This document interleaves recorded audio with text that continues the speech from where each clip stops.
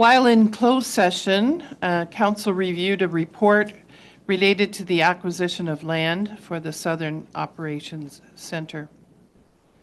Could I get a motion for staff to proceed as discussed in closed session? Moved by Post, seconded by Mills. All those in favor? Carried.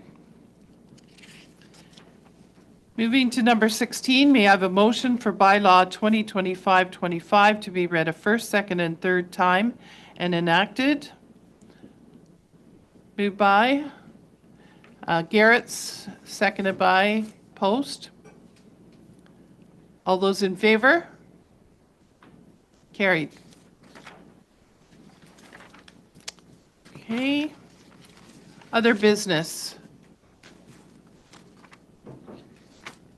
Okay. Guy. Thank you, Warden. I'd just like to bring up this. I've noticed that we've gotten some of the local tier municipalities have speed cameras up, and it's come to my attention, and we were talking about emergency preparedness, the proclamation earlier in there, is that when we have first responders going through a community safety zone with speed cameras, all of a sudden they either have to slow down to normally 40 kilometers an hour, or they get a ticket. And do we have any kind of policy, or do we know how that is being addressed, or who's paying for those tickets for the first responders? And when you think about this, time is of essence in a lot of these situations. And some of these community safety zones have got a certain length of time, and all of a sudden this can become a critical issue for them. And I would say that all of the local tier municipalities could come up with their own policy, but it would be nice if we had one that was county-wide. I just bring that I don't have an answer to it, but just for consideration. Thank you. Thank you, Guy. I think that's a great opening here. Councillor Taylor, does Orangeville have these speed cameras at this moment? Yeah, so I just wanted to acknowledge the commentary by Councillor Guardhouse. I think that's really swift. It'd be embarrassing if we didn't acknowledge that and make sure we had something in place. It comes to our council in the very near term about what the plans are going to be and how that will go. And between Councillor Post and myself, we'll make sure we ask those questions and share back with what's decided. But at this point, we don't know the answer to it. I just think it's a really embarrassing situation that could arise. So, kudos to Councillor Guardhouse for bringing it forward. Councillor Solomon, you folks are a bit ahead on this one. Do you want to share with us what you're doing? Yeah, I'll just warn you all, Grand Valley has one coming. If you're coming in from the north, slow down in front of the school. But no, that's a good question. And Guy, I realize you're on the Grand Valley Fire Board. So I'm going to leave it with you guys for a suggestion, and we'll take your suggestions as how we'll navigate. And you probably will go to people that have had it longer than we have. I can't answer the question. I don't know what we do. It's something we should never do is all do the same, right? Yeah. Yeah. We won't ding guys that are trying to get to the fire hall yeah, Mumler's in the same position. We're ready to go, but we're not there yet, and we won't have a policy yet either. No, we don't. Councillor White. Thank you, Warden. I'm familiar with the speed camera in Grand Valley. Experience. Or drive by it a couple of times a week. I haven't got a ticket yet. There might be one in the mail. I'm not sure. But as for policy, I don't know that we should have a policy at the county, because as I've been frequently reminded over the last couple of years, the county is not responsible for policing.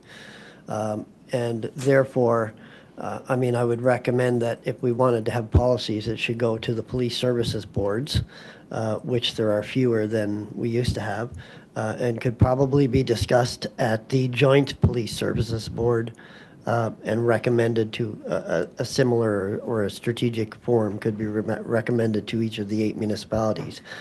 I would hope that the third-party service provider, when they administer the tickets, would be able to look and see if it's an emergency vehicle.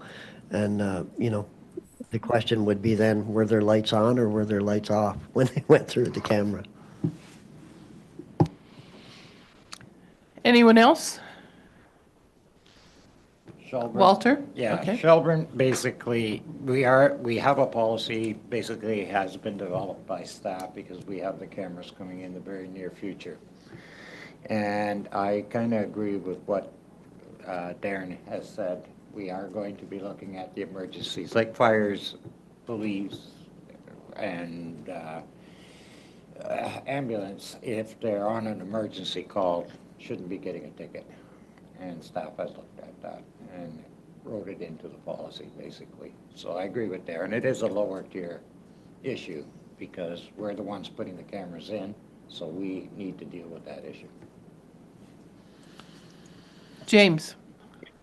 Just a question, because I'm not 100% clear. The exempting emergency vehicles to me makes complete sense.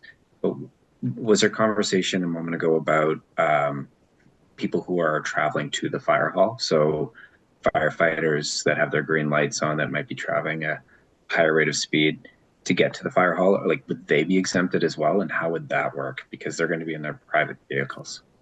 Yeah, again, this it is a lower tier discussion, but it would be interesting if Shelburne could circulate their proposed rules and regs and bylaws, and the rest of us could learn from it.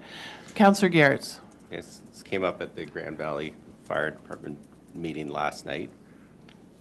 The chief reminded us that people responding to a fire, even though they have their green lights on, are still required to follow the speed limit.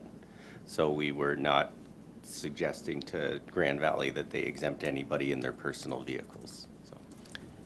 Did you hear that, James? Okay, thank you. Anyone else? Councillor Mills, is this on this topic or another one? Something else. Okay, so we'll leave the speed camera discussion and move into an additional other business. Councillor Mills. Thank you, Warden. I just wanted to give a quick shout out to our economic development staff.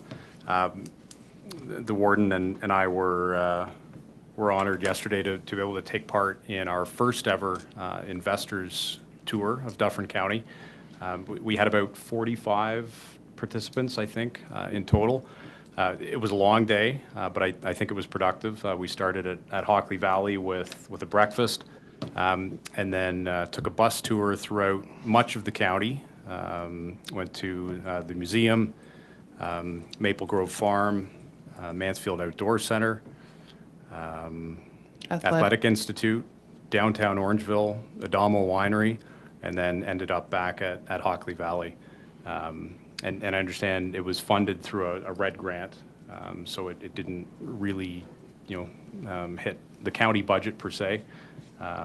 First time we've done it, and I think we can probably look at a few areas where we can tighten things up going forward. But for the first time out of the gate, it was a great show, I think. So kudos to Yao and Jasmine and Raj. Becky was also involved. They gave a presentation at the breakfast just in terms of the development process for any businesses looking to locate in Dufferin. It was a great day. It was a long day, but it was a good day. And Liam, sorry. Yes, absolutely. It was excellent. First class all the way. Yeah. Okay, any other business? Seeing none. May I have a motion for the confirmatory bylaw 2025-26 to be read a first, second, and third time? Moved by Capes, seconded by Garretts. All those in favor? Carried. And our next council meeting will be May 8th at 7 p.m. So you have to get your dates straight and what time you show up to these meetings. So the next one's at 7. And we look forward to seeing you, as many of you in person as we can get there that night. May I have a motion to adjourn? Moved by Bonato, seconded by Post. All those in favor? Carried. Thank you for your patience. Have a good afternoon, everyone.